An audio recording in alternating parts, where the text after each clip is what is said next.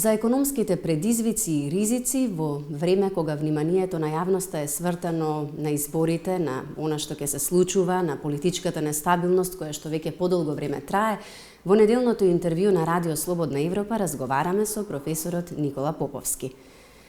Професоре Поповски, еве спомнав, политичката нестабилност веќе долго време го окупира нашето внимание, а познавачите на економијата, луѓето од вашата фела, ќе речат дека економијата бара предвидливи услови за работа и пред се стабилност. Токму затоа моето прво прашање е колку и на каков начин политичката криза ќе се одрази врз економските текови во Македонија.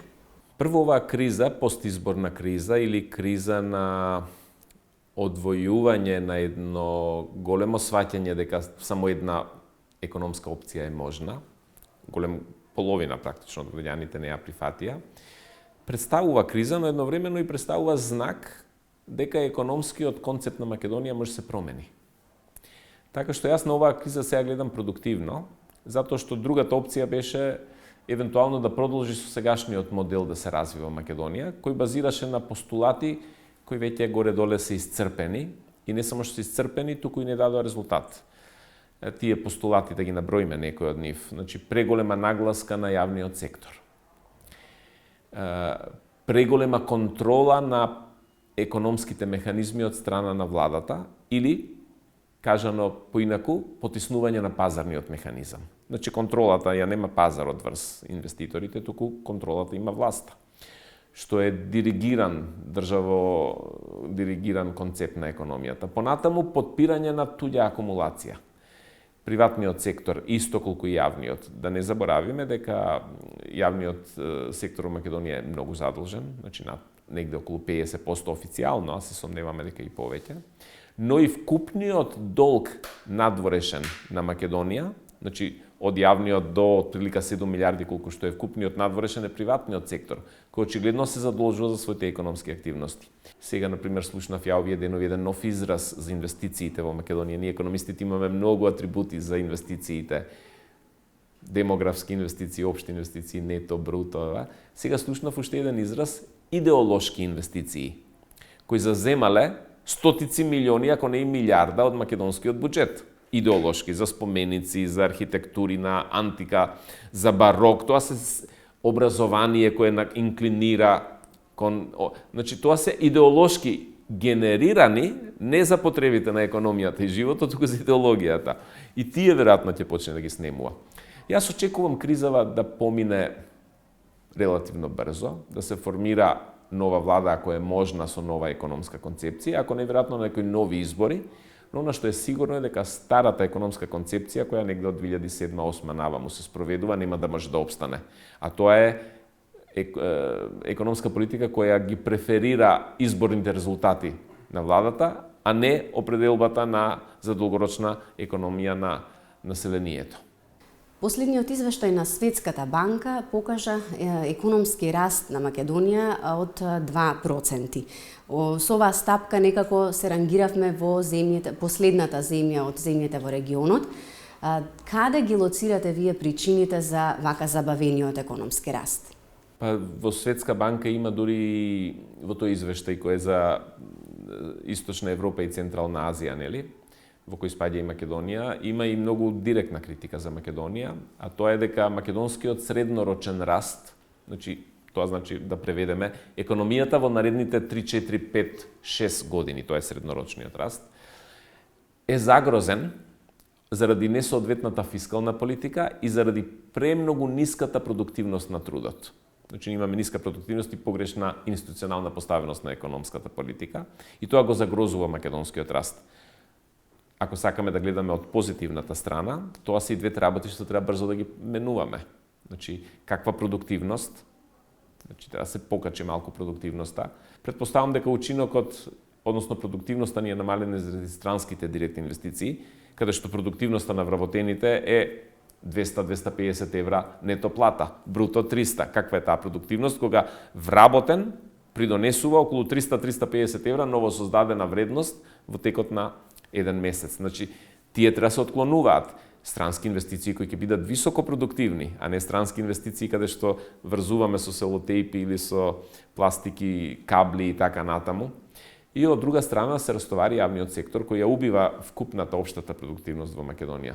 Тоа ќе има болни процеси, значи растоварувањето на јавниот сектор, подигање на продуктивноста бара, ајде да кажеме еден израз, жртви од известни структури во општеството, но подобро времено да има некои жртви кои ќе го понесат товарот, отколку да бидеме сите жртви. А сега сме жртви, 99% од населението, одиме кон концепција која нема излез.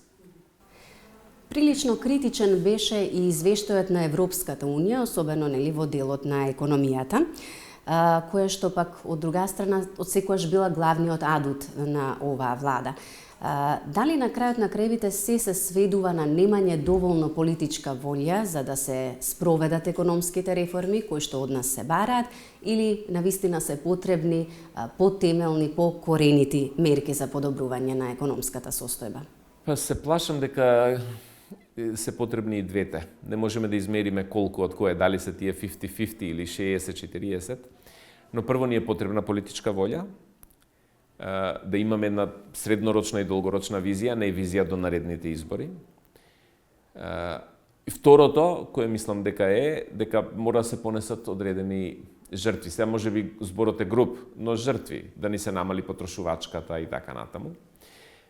Со тоа што сегашната состојба после, да речеме, ова 10-11 годишно владење на сегашната економска филозофија во државата, не само што не ги отстрани потребните жртви во одреден период, туку во иднина ги зголемува жртвите. Например, прави чекори за кои знаеме во иднина дека ќе мора да се коригираат во спротивна насока. Значи, потенцијални жртви создава, потенцијални жртви. Еве да објаснам што мислам практично. Да речеме, потенцијални жртви во реформите ќе биде јавната администрација. На еден или на друг начин. Никого можда лично нема да засегне директно премногу. Но вкупната потрошувачка заплати во јавната администрација мора да се смали. Понатаму, да речеме, сите сме свесни дека во последниве 7-8 години нивото на пензиите во Македонија, реалните пензии, драстично се зголеми над нивото на реалните плати. Тие едните и другите стануваат недоволни за живот. Но едните многу по-брзо отидоа напред отколку другиве. Сега тоа е малку дебаланс, ќе треба да се намали тој дебаланс. Пак има жртви. Македонија мора да се соочи. Ние некако 20 години живееме во постјугословенскиот период, да речам, со надеж дека нема да имаме проблем во економскиот живот, брзо ќе го решиме. Со кредит, со странски средства, со распределба која не ни е во корист, плати, пензии, социјални давачки и така натаму, субвенции, а инфраструктурата ни страда, така. Се тие жртви ќе мора полека да се правиме. Филозофија е на економската политика да ги минимизира жртвите и да ги оптимизира бенефитите. Тоа бара работа. Јавниот долг на Македонија достигна 4 милиарди и 760 милиони евра или ја надмина онаа психолошка граница од 50% од бруто домашниот производ. Колку е опасна ваквата граница и дали навистина оваа состојба треба да не загрижува? Треба да не загрижува, не се случајно тие, да речам, лимити, бариери во економијата квантитативно одредени. Државите што имаат над 60% од БДП јавен долг се сметаат официјално за високо задолжени. Значи, ние сме блиску веќе до високо задолжени, никогаш не сме биле тоа. Кога ќе дојдеме на 60, веќе е доцна да разговараме. И сега е време да се спречи, но не успешни се тие обиди.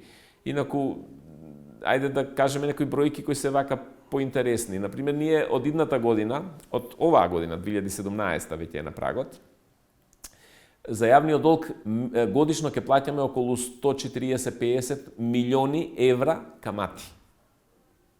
Без да го намалуваме долгот, само камати.